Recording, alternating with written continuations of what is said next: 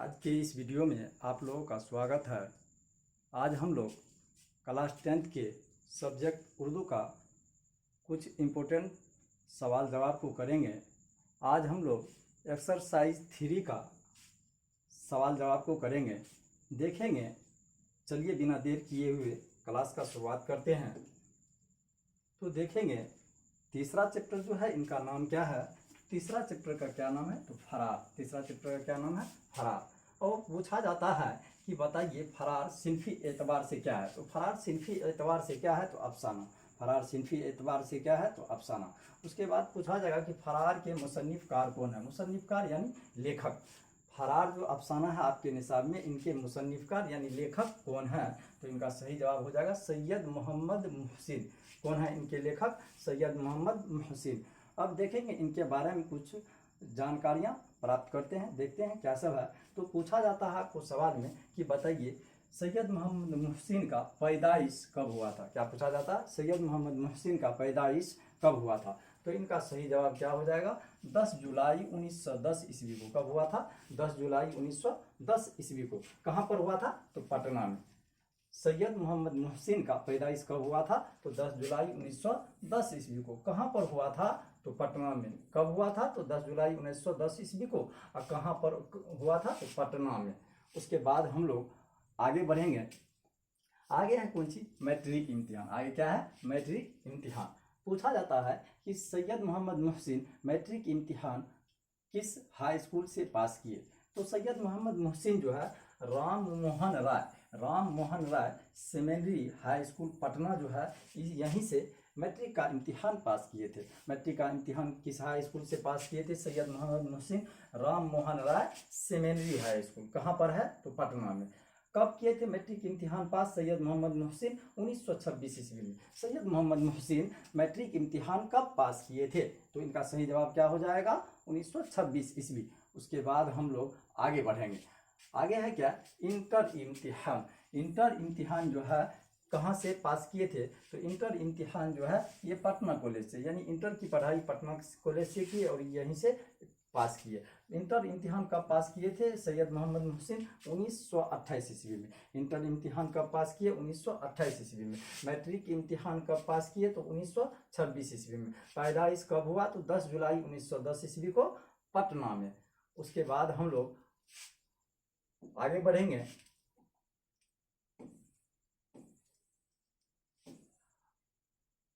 आगे है बीए इम्तिहान। क्या है? बीए इम्तिहान। तो ये बीए जो है नफ्सियात ऑनर्स, यानी किस सब्जेक्ट से बीए किए थे सैयद मोहम्मद मुहसिन? तो नफ्सियात। इनका सब्जेक्ट क्या था? नफ्सियात।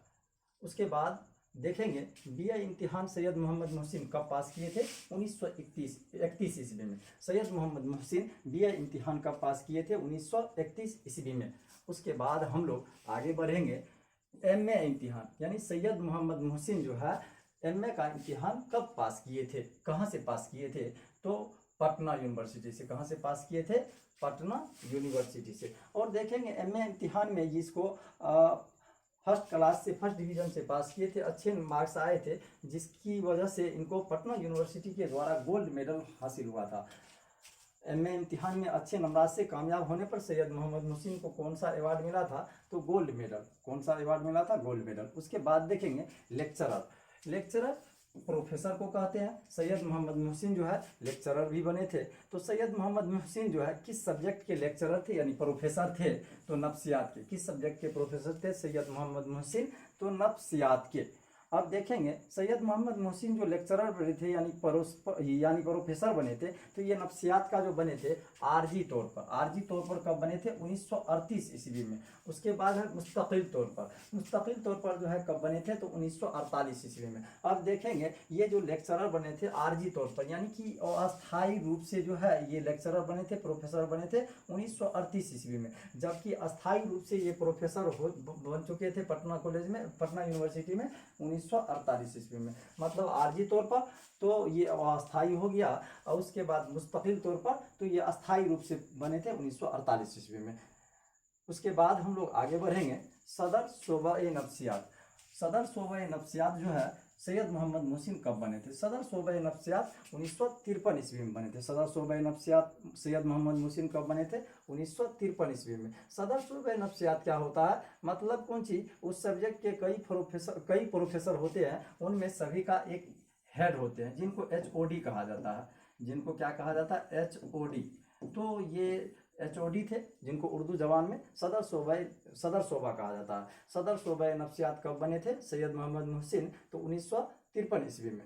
उसके बाद हम लोग आगे बढ़ेंगे। सैयद मोहम्मद मोहसिन कब सुबुकदोश हुए थे? मतलब लेक्चरर पद पर थे, ये प्रोफेसर थे, तो ये प्रोफेसर के पद पर से कब सुबुकदोश हुए? सुबुकदोश का क्या माने होता है? तो रिटायर होना। सुबुकदोश का क्या माने होता है? रिटायर होना। तो ये कब सुबुकदोश हुए थे? तो 1974 ईस्वी में। सैयद मोहम्मद मोहसिन लेक्चरर के पद से कब जो है सुबुकदोश हुए? तो 1974 ईस्वी में।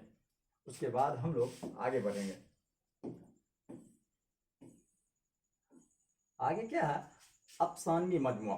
पूछा जाता है सैयद मोहम्मद मोहसिन के अफसानवी मजमुआ का क्या नाम है? सैयद मोहम्मद मोहसिन के अफसानवी मजमुआ का क्या नाम है? अफसानवी मजमुआ का क्या नाम है? तो इनका सही जवाब क्या हो जाएगा? अनोखी मुस्कुराहट। सैयद मोहम्मद मोहसिन के अफसानवी मजमुआ का क्या नाम है? तो अनोखी मुस्कुराहट। उसके बाद हम लोग आगे बढ़ेंगे। सैयद मोहम्मद मोहसिन के नफ्सियाती मज़ामीन का क्या नाम है? सैयद मोहम्मद मोहसिन के नफ्सियाती मज़ामीन का क्या नाम है? तो नफ्सियाती ज़वाइये, नफ्सियाती जाविये पढ़ा जाता है। सैयद मोहम्मद मोहसिन के नफ्सियाती मज़ामीन का क्या नाम है? तो नफ्सियाती जाविये। उसके बाद देखेंगे, पूछा जाता है सैयद मोहम्मद मोहसिन के शेरी मजमुआ का क्या नाम? सैयद मोहम्मद मोहसिन के शेरी मजमुआ का क्या नाम है? तो इनका सही जवाब क्या हो जाएगा? ज़ख्म के फूल। सैयद मोहम्मद मोहसिन के शेरी मजमुआ का क्या नाम है? तो ज़ख्म के फूल। तो मतलब ये सारी किताब को उन्होंने लिखा। कौन? सैयद मोहम्मद मोहसिन। अफसानवी मजमुआ तो अनोखी मुस्कुराहट, नफ्सियाती मज़ामीन तो नफ्सियाती जाविये, उसके बाद शेरी मजमुआ तो ज़ख्म के फूल। अब देखेंगे आगे औलाद, यानी सैयद मोहम्मद मोहसिन को कितने औलाद थे? तो सैयद मोहम्मद मोहसिन को जो है 3 बेटे और 4 बेटियां थी। सैयद मोहम्मद मोहसिन को कितना बेटे थे? तो 3 बेटे। कितना बेटियां थी? तो 4 बेटियां थी। उसके बाद हम लोग आगे बढ़ेंगे। आगे है शुमार, यानी सैयद मोहम्मद मोहसिन का शुमार किसमें किया जाता है? तो सैयद मोहम्मद मोहसिन का शुमार जो है अहम अफसाना निगारों में किया जाता है। सैयद मोहम्मद मोहसिन का शुमार किसमें किया जाता है? अहम अफसाना निगारों में किया जाता है। मतलब ये अफसाना निगार में जो है अहम अफसाना निगार में किनका नाम शामिल किया जाता है? तो सैयद मोहम्मद मोहसिन का। उसके बाद हम लोग आगे बढ़ेंगे। कहता है हज का फरीजा, यानी सैयद मोहम्मद मोहसिन जो है हज का फरीजा भी अदा किए थे। तो वही है कि पूछा जाएगा आपको कि सैयद मोहम्मद मोहसिन हज का फरीजा कब अदा किए? तो इनका सही जवाब क्या हो जाएगा? 1973 ईस्वी में। सैयद मोहम्मद मोहसिन हज का फरीजा कब अदा किए? तो इनका सही जवाब क्या हो जाएगा? 1973 ईस्वी। तो हज का फरीजा जो ये अदा किए थे, यानी हज जो किए थे, तो अपनी अहिलिया के साथ, अहिलिया यानी अपनी बीवी के साथ ये हज का फरीजा को अंजाम दिए थे। कब? तो 1973 ईस्वी में। सैयद मोहम्मद मोहसिन हज का फरीजा किसके साथ अंजाम दिए थे? अपनी अहलिया के साथ, यानी अपनी बीवी के साथ। कब हज का फरीजा को अंजाम दिए थे? 1973 ईस्वी में। उसके बाद हम लोग आगे बढ़ेंगे। पूछा जाता है कि सैयद मोहम्मद मोहसिन का वफात कब हुआ? सैयद मोहम्मद मोहसिन का वफात कब हुआ? तो इनका सही जवाब क्या हो जाएगा? 2002 ईस्वी में। सैयद मोहम्मद मोहसिन का वफात कब हुआ? तो 2002 ईस्वी में। कहाँ पर हुआ था?